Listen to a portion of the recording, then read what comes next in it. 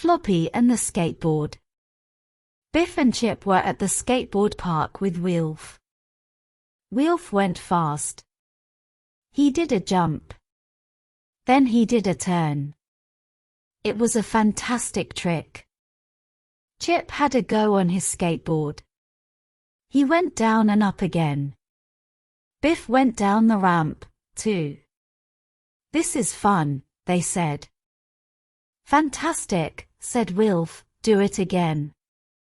"Then I will have a go." Floppy wanted a go too. He stood on the skateboard. Floppy set off down the hill. "No, Floppy," shouted Wilf. He ran to stop Floppy. Biff and Chip ran, too. Floppy went faster and faster. "Stop him," shouted Chip. Wilf's mum ran after Floppy. But he was going too fast. "Stop him," shouted Wilf's mum. Wilf's dad ran after Floppy. But Floppy kept going. The skateboard did a jump. "Stop that dog," shouted Wilf's dad. The park keeper ran after Floppy. But he ran too fast. She did not stop him.